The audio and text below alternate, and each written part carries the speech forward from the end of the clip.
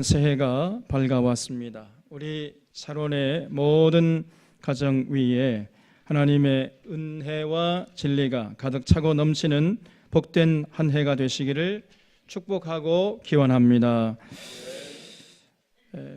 우리가 돌이켜보면은 지난 한 해는 정말 소망스러운 해였어요. 통일의 문이 갑자기 열리는 듯한 느낌을 갖게 하는 해였잖아요. 남북 정상회담이 2번씩이나 한 해에 그냥 열린다는 것 꿈에도 생각하지 못했는데 2번씩이나 열렸고, 이어서 북미 정상회담 생각지도 못했는데 북미 정상회담이 열렸습니다. 그런 그 현실이 그냥 눈앞에서 펼쳐지는 것을 보면서 야, 이게 꿈이냐 생시냐, 이게 진짜 막 실감이 안 나더라고요. 그래서 내가 지금 꿈을 꾸고 있나 이거. 그럴 정도로 정말 종전 선언이 이루어지고 평화 공전, 평화 교류, 평화 통일의 길이 활짝 열릴 줄 알았습니다. 근데 그 이후로 감감무소식입니다만은 그래도 역사의 물줄기의 방향은 이제 잡혔다고 생각됩니다. 이제는 전처럼 다시 그 거꾸로 역류하는, 돌이키는 이러한 역사는 이제는 일어나지 않지 않을까, 이렇게 조심스럽게 전망을 해봐요. 비록 더딜지라도 조금씩이나마 앞으로 전진하게 될 것임을 확신하게 되는 작년 한 해였습니다, 여러분. 조금 전에 우리 장로님이 기도하신 것처럼 이제 남북 끊어졌던 철도가 연결되고 이제 새해 아주 본격적으로 철도 연결 사업이 진행된다는 걸 생각할 때 얼마나 감사한지 모릅니다. 이와 같이 우리에게 통일의 소망을 안겨준 이 해가 이제 한 해가 저물고 2019년 새해가 밝아왔습니다. 그러나 이제 우리가 냉정하게 살펴보면은 새해의 전망은 그리 밝은 편이 아닙니다. 남북 관계가 또 어떻게 될지, 과연 저 강대국들이 눈을 부릅뜨고 있는데 남북 관계가 원만하게 우리 민족이 원하는 것처럼 그렇게 잘 되어 갈지, 또 북미 관계가 어떻게 될지, 과연 종전선언이 이루어지고 평화 공전, 평화 교류, 평화 통일의 길로 나아갈 수 있을지 사실은 전망이 불투명합니다. 한반도를 둘러싼 강대국들의 이전 투구가 한층 더 은밀하게 이루어질 것으로 예상이 됩니다. 그래서 정말 우리가 깨어있지 않으면은 언제 어떻게 저들이 우리를 올가맬지 모르는 이러한 상황에 우리가 처해 있는 것입니다. 정말 한치의 긴장도 늦출 수 없는 상황이 이어지고 있는 것입니다. 그리고 국내적으로는 여전히 반통일 세력들이 호시탐탐 전국의 반전을 노리고 있습니다. 그동안 이렇게 참 남북이 갈라진 결과로 기득권을 누리는 사람들은 절대로 이 통일을 원치 않거든요. 그 반통일 세력들이 호시탐탐 전국의 반전을 노리고 있습니다. 게다가 그저 빈부격차는 날로 더해가고 있고 경쟁은 치열해 가기만 합니다. 서민들의 삶은 더 팍팍해지고 있어요. 게다가 이 사회를 지도해야 할 한국교회마저 지금 건강치 못한 채 많은 갈등을 안고 있는 것입니다. 이런 상황에서 우리는 새해를 맞이했습니다.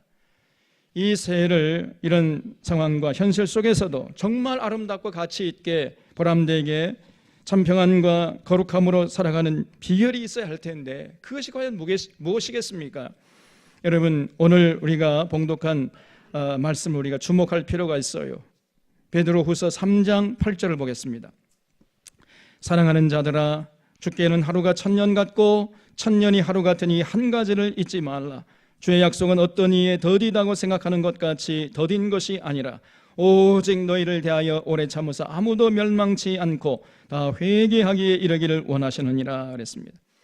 여기 보면은 주의 약속이라는 말이 나오는데 성경에는 그 주의 약속이 두 종류가 있습니다. 첫째는 구약 성경에 나오는 약속이죠. 이것을 우리가 옛 약속이라고 합니다.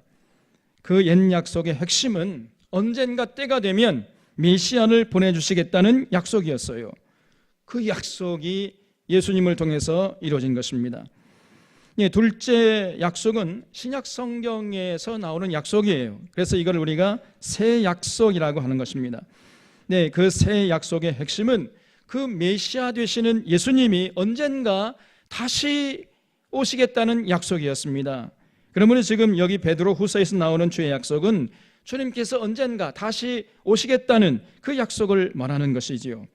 주님께서 다시 오겠다고 분명히 약속을 했는데 그 주님이 약속한 그때로부터 지금 시간적으로 계산해 보면요 2000년이 흘러버렸어요 벌써. 그런데 아직까지도 주님이 오시지 않고 있는 것입니다. 그렇기 때문에 어떤 사람들은 주의 약속이 너무 더디다고 생각을 해요. 주님이 혹시 약속을 잊어버린 거 아닌가? 아니면 혹시 주님의 약속 이미 지나가 버린 거 아닌가? 뭐 이렇게 의심을 하면서 주님의 재림을 의심하는 것이지요. 그러나 여러분, 우리 주님은 한 번 하신 약속은 반드시 지키십니다. 우리 주님께서 말씀하시고 지키지 않은 것은 단 한마디도 없거든요. 그러한 연장선상에서 우리가 살펴볼 때에 이 주님의 다시 오시마 하는 그 약속도 반드시 주님이 지키실 것입니다, 여러분. 그래서 반드시 우리 주님이 다시 오시는 것이죠. 그러면 왜 우리 주님께서 오신다고 하면서 왜 이렇게 더디게 오시냐 그 말입니다. 첫째는 주님의 시간과 우리의 시간이 다르기 때문에 자꾸 우리가 너무 급하게 생각하는 거예요. 주님의 시간은 오늘 말씀처럼, 그래서 이 베드로 사도가 당시 초대교회 교인들도 그런 생각을 갖고 있었던 것 같아요. 왜 이렇게 주님이 오신다고 하면서 이렇게 더디 오시느냐? 그 이유는 더디 오시는 게 아니고 더디 오시는 것처럼 생각하는 게 문제라는 거예요. 우리 주님의 시간과 이 인간의 시간이 다르다는 것입니다. 우리 주님의 시간은, 우리 주님의 하루가 우리 인간에게는 1000년이라 그랬어요.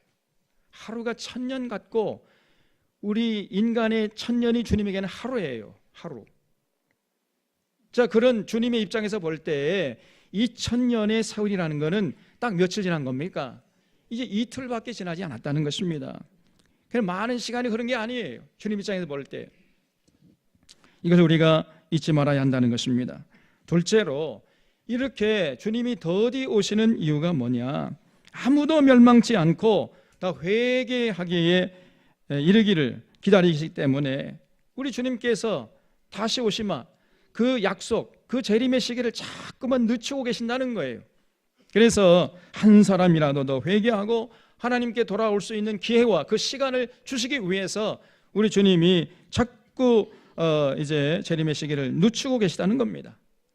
그러나 언젠가 반드시 주님께서 약속대로 다시 오실 것입니다. 그래서 이틀째 아침에 오실지, 정오에 오실지, 해 질 때쯤 오실지, 아니면 한밤중에 오실지, 그것은 아무도 모르지요. 그러므로 성도는 그때를 준비하고 기다려야 하는 것입니다. 10절을 보겠습니다. 그러나 주의 날이 도적같이 오리니 그날에는 하늘이 큰 소리로 떠나가고 체질이 뜨거운 불에 풀어지고 땅과 그 중에 있는 모든 일이 드러나리로다 그랬어요. 우리 주님이 오실 때는요 도적같이 오신다 그랬습니다. 도적이 언제 올지 모르는 것처럼 우리 주님도 우리가 생각하지 못할 때 오신다는 거지요. 그 주님이 이제 그렇게 오실 때는 모든 것이 순식간에 호련히 변할 것입니다. 하늘이 두루마리처럼 말려 떠나가고 모든 피조물들이 뜨거운 불에 다 풀어질 것입니다. 그리고 참 믿음의 소유자들은 하늘의 몸 신령한 몸을 입고 부활해서 공중 재림하시는 주님을 맞이하게 될 것입니다.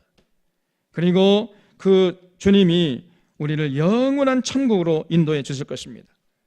그러나 반대로 이제 신앙을 세귑거리로 전락시킨 이런 자들이나 그저 이단이나 거짓 선자들에게 노란한 자들은 이제는요 용서가 없어요. 이제. 그때는 그 주님 앞에 설 자리가 없는 것입니다. 다 주님에게 버림을 받게 될 것입니다. 그리고 그들이 가는 곳은 유황불이 타는 지옥이에요. 그때 땅을 치고 후회해도 소용없습니다. 그래서 우리 주님께서 재림의 소망을 불어넣어 주신 거지요. 재림의 소망은 부활의 소망으로 이어지고 그리고 천국의 소망으로 귀결되는 것입니다. 그래서 재림의 소망, 부활의 소망, 천국의 소망, 이 소망들은 다 연결되어 있는 것이고, 그리고 이 소망들이야말로, 이 하늘의 소망들이야말로 참 소망들이에요. 이런 소망을 잃지 않는 것이 우리가 이 세상을 살아가는 데 너무나 중요한 것입니다. 왜 그래요? 11절을 보겠습니다. 이 모든 것이 이렇게 풀어지리니 너희가 어떠한 사람이 되어야 마땅하니요. 거룩한 행실과 경건함으로 하나님의 날이 임하기를 바라보고 간절히 사모하라. 그날이 하늘이 불에 타서 풀어지고 물질이 뜨거운 불에 녹아지려니와 우리는 그의 약속대로 의가 있는 곳인 새 하늘과 새 땅을 바라보도다 그랬어요. 이 하늘의 소망들은 우리 주님이 다시 오실 때만 효력이 있고 영향력을 행사하는 것이 아닙니다. 아니, 오히려 오늘 여기서 지금 여기에 살아가는 우리들에게 말로 할 수 없는 영향력을 행사하고 영향력을 발휘하는 거예요. 재림에 대한 소망이나 부활에 대한 소망이나 천국에 대한 소망이 있는 자들은 절대로 이 세상을 아무렇게나 함부로 허투루 살아가지 않습니다. 거룩한 행실과 경건함으로 살아가려고 애를 쓰는 거예요. 절대로 아무렇게나 살래야 살 수가 없는 것이에요. 아무하고나 어울리지 않는 것입니다. 또 아무 곳이나 가지 않아요. 아무 것이나 먹지 않습니다, 여러분. 주님이 다시 오실 날을 바라보기 때문에, 새 하늘과 새 땅을 바라보기 때문에 지금 여기서 세상 사람들과 엇결을 나란히 하면서 살면서도 그들과는 좀 다르게 구별되게 살아가려고 애를 쓰는 것입니다. 그 하늘의 소망들이 그렇게 살아가도록 우리를 추동해 나가는 거예요. 세상 사람들은 수단 방법 가리지 않고 자기 유익을 추구하잖아요. 그러나 하늘의 소망들이 있는 자들은요, 절대로 그렇게 살래야 살아갈 수가 없는 것입니다. 정직하고 성실하고 충성되게 구별되게 살아가게 되는 거예요.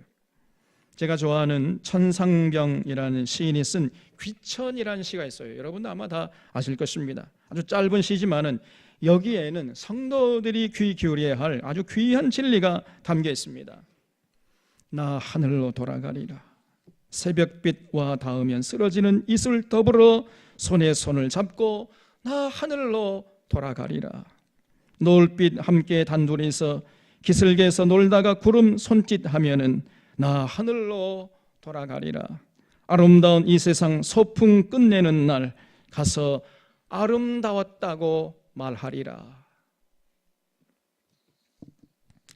이 시에는요, 천국에 대한 소망이 아주 넓고 깊게 자리 잡고 있습니다. 나 하늘로 돌아가리라. 아름다운 이 세상 소풍 끝내는 날 가서 아름다웠더라고 말하리라. 천국의 소망이 살아있잖아요. 이렇게 천국의 소망이 살아있는 자들은 천국에 가서 이 세상 아름답게 살고 왔노라고 얘기하기 위해서라도 이 생 사는 동안에 정말 아름답게 살아가려고 애쓴다는 거예요. 그래서 새 하늘과 새 땅을 바라보는 자들은 절대로 허투루 살아갈래야 살아갈 수가 없는 것입니다. 대충 절대로 살지 않아요.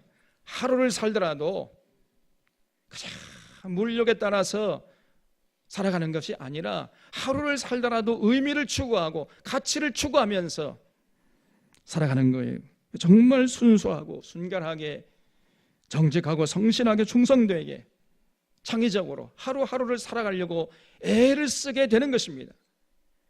그 마음속에 자리 잡고 있는 이 하늘의 소망들이 그런 삶을 살아가지 않으면 안 되도록 그렇게 자극하고 격려하고 이끌어 가는 거예요.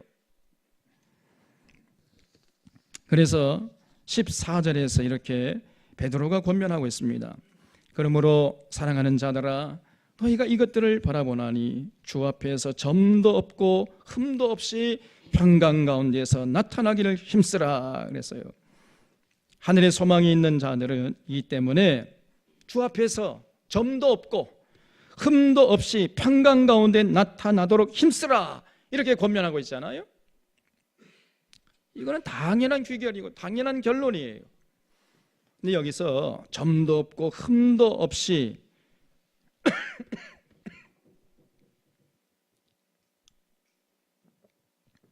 평강 가운데 나타나기를 힘쓰라 그랬는데 점도 없고 흠도 없다. 이게 스테인레스죠. 스테인레스. 스테인이란 점이죠. 흠집 하나 없도록 살아라. 다시 말해 하나님 앞에서 완벽하게 살라는 거예요. 그렇게 오해할 수 있는데 우리가 어떻게 완벽할 수 있습니까, 여러분? 그래서 하나님 앞에 점도 없고 흠도 없이 나타나기 힘쓰라. 그런 말은 그런 완벽한 삶을 살아야 된다 그런 얘기가 아니고 그런 삶을 지향해 나가라 그 말이죠. 점도 없고 흠도 없이 살아가려고 애를 쓰게 되어 있다 그 말입니다. 하늘 우러러 한 점 부끄럽는 삶을 살려고 애를 쓰게 되어 있어요. 그 하늘의 소망이 그런 삶으로 이끌어가는 것입니다. 그래서 하늘의 소망이 있기 때문에 이 땅에서의 삶을 절대로 허투루 살지 않아요.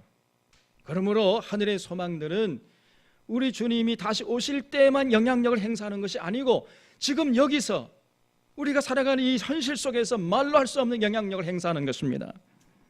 그래서 그런 하늘의 소망이 있는 자들은요, 되는 대로 살지 않아요. 눈앞의 이익을 쫓아서 살지 않습니다. 세상에 썩어질 것들을 바라보며 살지 않아요. 절대로. 새 하늘과 새 땅을 바라보기 때문에 지금 여기에서의 삶을 최선을 다해서 점도 없고 흠도 없이 평강 가운데 나타나려고 애를 쓰게 되는 것입니다. 하나님 말씀을 잘 듣고 하나님의 뜻을 분별해서 그 뜻을 이루려고 애를 쓰는 거예요. 거룩한 행실과 경건함으로 하나님의 날이 임하기를 기다리기 때문에 그런 삶으로 나아갈 수밖에 없는 것입니다. 그 하늘의 소망이 있다고 하면서 그런 삶으로 나아가지 않는다면 그 하늘의 소망이 있다는 것 자체가 거짓말이에요. 그건 짝퉁입니다. 진짜 하늘의 소망들은 우리의 삶으로, 우리의 삶을 하나님 앞에서 점도 없이 또 흠도 없이 나타나도록 그렇게 우리를 격려하고 자극하고 이끌어가는 그런 힘이 있다는 것입니다, 여러분. 그렇기 때문에 이런 참 소망의 사람들은 이 땅에서의 삶에 절대로 일비하지 않습니다. 세상 일이 잘 된다고 우쭐하지도 않고 삶이 고통스럽다고 슬퍼하거나 낙심하지도 않아요. 천상병 시인처럼 천국에 대한 소망이 있기 때문에 자기 앞에 전개되는 삶이 어떠하든지 상관하지 않고 삶의 여유를 누리는 것입니다. 그 기슭에 놀다가 가리라 그랬잖아요. 이게 무슨 말이죠? 편방에서의 삶이라는 것입니다. 그 중앙부에서 그 세상을 호령하면서 떵떵거리고 살지 않아도 그 기슭에서 별방에서 놀더라도 개의치 않고 구름 손짓하면은 하늘로 돌아가리라. 이런 마음가짐으로 살아간다는 거예요. 얼마나 이 시인의 마음이 여유롭습니까, 여러분? 아직 동이 트지 않아서 캄캄한 새벽이나 노을빛 지는 황혼에나 언제나 그저 때가 되면 하늘로 돌아갈 준비가 되어 있는 것입니다. 현재의 나의 삶이 아무리 각박해도 돌아갈 집이 있기 때문에 절대로 낙심하지 않을 수 있어요. 또 용기를 잃지 않을 수 있는 것입니다. 또 반대로 아무리 세상 부귀 영화를 누린다 할지라도 그 모든 것들과 이제 곧 작별할 것임을 알기 때문에 거기에 절대 집착하지 않을 수가 있고 그러므로 교만하지 않을 수 있게 되는 것입니다. 이것이 하늘의 소망의 힘이에요. 삶이 고달프면 고달픈 대로 희망 가운데서 살 수 있게 해주고 삶이 아무리 화려하더라도 돌아갈 날이 멀지 않았음을 알게 해주기 때문에 절대로 우리로 하여금 교만하지 않게 만들어 주는 것입니다, 여러분. 그렇기 때문에 그 삶이 언제나 여유가 있고 품위가 있어요. 그 상황과 여건에 상관없이 그 삶이 아주 귀티나는 것입니다. 아름답고 향기나는 인생으로 만들어주는 거예요. 아름다운 이 세상 소풍 끝내는 날 가서 아름다웠다고 말하리라. 여러분, 이런 아름다운 삶 결코 물질적인 삶에서 이루어질 수가 없는 것입니다. 이런 하늘의 소망들이 우리들의 삶을 아름답게 이끌어가는 원동력이 되는 것입니다. 또 새하늘과 새 땅을 바라보는 사람은 언제나 새로운 대안을 생각해내고 용기를 내어서 새로운 시도를 하는 거예요. 나이는 숫자에 불과한 것입니다. 실패할 것이 두려워서 아무것도 시도하지 않는 자들은 새하늘과 새 땅을 바라보는 자들이 아니에요. 새하늘과 새 땅을 바라보라는 말은 그저 뒷짐지고 다가올 미래만을 그냥 가만히 앉아서 기다리라 하는 말이 아닌 것입니다, 여러분. 아니, 오히려 새하늘과 새 땅을 바라보기 때문에 더욱 지금 여기에서의 시간을 헛되이 허비하지 않으려고 애를 쓰는 것입니다. 이것이 진정으로 새하늘과 새 땅, 참 하늘의 소망으로 살아가는 자들의 특징이에요. 돌아보면 이 세상에는요, 많은 사람들이 있잖아요. 그러나 살아있다 해서 다 같은 생명이 아닙니다. 살아있으나 죽은 자보다 못한 사람들이 많아요. 있으나 마나한 개미와 같은 인생이 얼마나 많으며 이웃을 해치지 않으면 살아갈 수 없는 거미와 같은 이런 인생을 살아가는 사람들이 얼마나 많은지 알 수가 없는 것입니다. 반면에 주변에 꼭 필요한 벌과 같은 인생은 참으로 적어요. 왜 그렇습니까? 사람들이 자꾸만 이 세상에 휘둘리기 때문에 그래요. 그 상상력이 빈약해지고 새 하늘과 새 땅을 바라보는 그러한 소망이 자꾸만 시들어가기 때문에 그렇게 참 아름답게 살아가는 자가 많지 않은 것입니다. 하늘의 참 소망으로 사는 사람은 정말 사람이 사람답게 살아가는 거예요. 가치 있게 살아갑니다. 그래서 올곧은 인생이 되는 것이에요.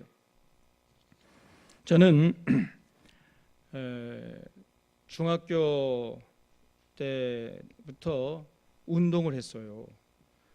어디 누가 잠자는 소리가 들리네. 좀 깨우십시오. 아니, 애기면 그냥 놔두고요. 애기면 놔. 어른이 잠자면 깨우십시오.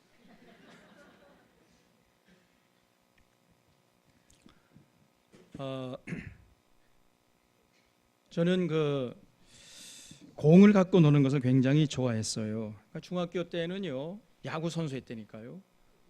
제가요, 여러분 저 아무렇게나 보면 안 된다고 그랬지 않습니까? 그래서 운동 선수들은요, 선후배 관계가 아주 엄격합니다. 지금은 많이 달라졌습니다만은 그때만 해도 후배들은 아무리 실력이 뛰어나도 후보 신세를 벗어나기 힘들었어요. 근데 여러분, 그 후보들은 뭘 합니까? 여러 가지 해야 되지만은요, 그 중에 하나가 선배들이 운동하기 좋도록 모든 환경을 다 마련해 줘야 돼요. 그래서 줄을 거놔야 돼. 야구하려면 이 줄을 거야 되잖아요. 그래서 저는 정말 아주 그냥 원 없이 줄을 거봤어요. 그런데 줄을 긋다가 제가 지혜를 깨달았습니다. 줄을 똑바로 거야 되는데 또 잘못 삐뚤빼뚤 거놓잖아요. 그러면 또 선배들한테 욕먹어요. 또 기합받는 것입니다, 여러분. 그래서 줄을 똑바로 거야 되는데 어떻게 하면 줄을 똑바로 걸 수 있느냐? 뒤를 보면서 이렇게 줄을 그으면요, 삐뚤빼뚤해져요. 절대로 똑바로 걸 수가 없습니다. 그러나 반대로 거꾸로 그 나아갈 목적지를 향해서 그 바라보면서 이렇게 줄을 그으면요, 똑바로 걸 수가 있어요. 제가 운동하면서 배운 인생의 지혜입니다. 그렇습니다, 여러분. 하늘의 소망으로 사는 사람은 그 삶이 올곧을 수밖에 없는 것이에요. 목적지를 향해서 그 바라보면서 살아가기 때문에 그 삶이 삐뚤어질 수가 없다니까요. 아무리 캄캄한 밤이라 할지라도 북극성을 바라보는 사람은 방향을 잃지 않고 똑바로 목적지를 향해서 갈 수 있잖아요. 마찬가지입니다, 여러분. 하늘의 소망으로 사는 성도는 그 삶이 올곧을 수밖에 없는 것입니다. 그 발자국이 어지럽지 않아요. 반면에 그저 눈앞에 이익에 쫓겨서 사는 사람은 그 발걸음이 어지럽습니다. 그래서 그 인생이 아주 무가치한 인생이 너무 많은 것이에요. 우리 샤론의 교우들은 재림에 대한 소망, 부활에 대한 소망, 천국에 대한 소망으로 가득 차고 넘칠 수 있기를 주님의 이름으로 축원합니다. 이런 하늘의 소망들로 가득 찬 한 해가 될 수 있기를 주님의 이름으로 축원합니다. 올 한 해 우리 앞에 어떤 삶이 전개된다 할지라도 그 하늘의 소망을 가지고 모든 삶을 누리고 즐기다가 때가 되면 아름다운 이 세상 소풍 끝내는 날 가서 아름다웠다고 말하리라. 이렇게 고백할 수 있기를 바랍니다. 이런 차원에서 제가 올 한 해를 살아가야 할 여러분들에게 세 가지를 좀 부탁하고 싶어요. 첫째는 올 한 해 모든 일을, 여러분이 감당해야 할 모든 일들을 늘 기쁨으로, 감사함으로, 자발적으로 하면서 살아갈 수 있기를 바랍니다. 여기 그 중고등학생들, 청년들이 있는데 엄마 아빠가 공부해라 마지 뭐 죽지 못해서 공부하는 척 하지 말고 기쁨으로, 감사함으로, 자발적으로, 엄마 아빠가 얘야 공부 좀 그만해라 빨리 자라 할 때까지 그렇게 하루하루를 살아갈 수 있기를 바랍니다. 아니 부모님은 가만히 있으세요. 우리 중고등부 청년들이 아멘 해야지. 우리 어르신들도 모든 일, 내가 해야 할 모든 매사를 기쁨으로, 감사함으로, 자발적으로, 누가 있어서 하는 것이 아니고, 누가 있으면 하고 없으면 안 하고 그런 게 아니고, 저 감사함으로, 기쁨으로, 자발적으로 이렇게 해야 돼요. 왜냐하면은 그런 모습이 바로 하늘의 소망들을 가진 자들의 모습이기 때문에 그렇습니다. 그 어떤 일을 할지라도 억지로 마지못해서 하는 일이 없도록 하십시오. 그러려면 아예 하지 말아요. 그냥 나는 절대로 그렇게 하면 안 하겠다. 이거 작심하십시오, 여러분. 모든 일을 할 때 기쁨으로, 감사함으로, 자발적으로 하리라. 올 한 해를 관통하는 삶의 특징이 되게 하리라 다짐할 수 있기를 바랍니다. 그래서 정말 누가 보든지 말든지 정직하게, 성실하게 자기 맡은 일에 창의성을 발휘해서 최선을 다하십시오. 직장에 가서는 상사를 대하는 것을 마치 예수님 대하는 것처럼 그렇게 하십시오. 그 상사가 무서우니까, 내 고가 점수 매기니까 그래서 뭐 상사를 잘 대접하는 것처럼 그렇게 하지 말고 마치 예수님 대하는 것처럼 그렇게 기쁨으로, 감사함으로, 존경심을 담아서 그렇게 하십시오. 또 부하를 대할 때에는 내 사랑하는 동생이나 자녀들을 대하는 것처럼 그렇게 대해 주십시오, 여러분. 무엇보다도 물질의 유혹에 휘둘리지 않을 수 있기를 바랍니다. 돈을 사랑하는 자는 천국에 갈 수 없다, 이렇게 예수님이 분명히 말씀했습니다. 그 가르침을 잊지 말아야 돼요. 돈, 그 물질의 유혹에 쉽게 휩쓸린 이런 사람들은 절대로 천국을 차지할 수 없는 것입니다. 또 천국에 대한 소망이 있는 자들은 절대로 그런 삶을 살아가지 않아요. 그렇게 우리가 하늘의 소망을 가지고 기쁨으로, 감사함으로, 자발적으로 모든 일을 감당하면은 우리가 해야 할 모든 일들이 절대로 우리에게 스트레스 주는 일은 없을 것입니다.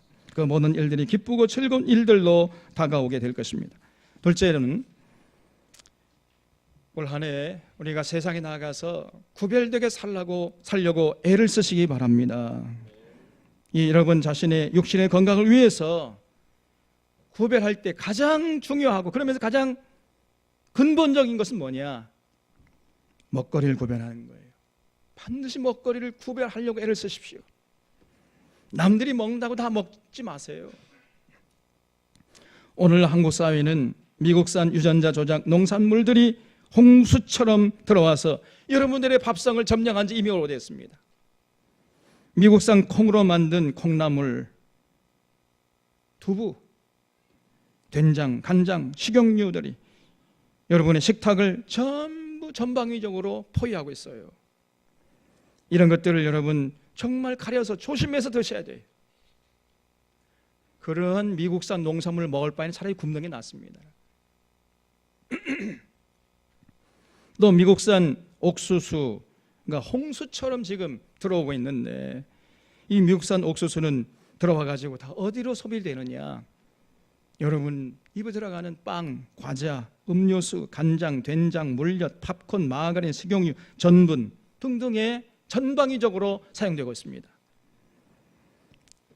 그런 것들을 정말로 여러분 경계하고 구별해서 멀리 해야 됩니다. 누구를 위한 것이 아니라 여러분 자신들과 여러분의 자녀들을 위해서 그렇게 하셔야 돼요. 특별히 여기 청년들, 또 시집가서 또 장가가가지고 애기 낳아야 할 그러한 청소년들, 청년들은요 반드시 이렇게 구별해야 됩니다. 여러분, 우리 땅에서 나온 농산물을 구입해서 조금 비싸더라도 드십시오. 우리 밀, 우리 쌀로 만든 현미밥 채식으로 정갈하게 드십시오. 구별해야 됩니다. 먹거리를 구별하지 않는 사람은 그 어떤 것도 구별할 수가 없어요. 먹거리를 구별하는 것이 모든 구별의 기초요 근본이기 때문입니다. 여러분, 먹거리도 구별하지 못하는 자들에게 그 어떤 다른 구별된 삶을 기대할 수가 없어요. 여러분, 이건 정말입니다. 가장 우리의 삶의 기본이요 기초요 그러므로 중요한 것이 이 먹거리인데, 이 먹거리 하나를 구별하지 못하고 자기 먹고 싶다고 그냥 함부로 먹는 이런 사람에게 그 다른 어떤 거룩한 모습, 어떤 구별된 모습을 기대할 수가 없는 것입니다. 이게 가장 기본이요 기초예요. 그리고 너무 아둥바둥 살지 말고 가족들과 함께 좀 대화도 하고 또 가까운 곳이라도 여행을 다니면서 이렇게 사세요. 그렇다고 돈이 많이 드는 게 아닙니다. 여러분, 돈 안 들어요. 저도 다 해봤어요. 돈 안 듭니다. 여러분, 단지 우리의 마음의 여유만 필요할 거예요. 마음의 여유만 있으면 가능한 것입니다. 우리의 발상의 전환이 필요할 뿐이에요. 세 번째는 올 한 해 교회 중심으로 살려고 애쓰시기 바랍니다. 하늘의 소망들로 사는 자들은 결단코 교회의 중요성을 잃지 않는 거예요. 늘 삶의 중심에 교회가 자리 잡고 있는 것입니다. 교회를 건강하게 세우려고 하고 함께 힘을 모아서 어떻게 하든지 간에 건강한 교회를 세우려고 애를 쓰는 것입니다. 여러분, 건강한 교회는 누가 만들어서 그냥 우리에게 갖다 바치는 게 아니에요. 우리 모두가 힘을 합해서 건강한 교회를 세워나가야 하는 것입니다. 여러분, 어떤 한 목회자가 만들 수 있는 게 아니에요. 어떤 한 장로님이 교회를 세울 수 있는 게 아닙니다.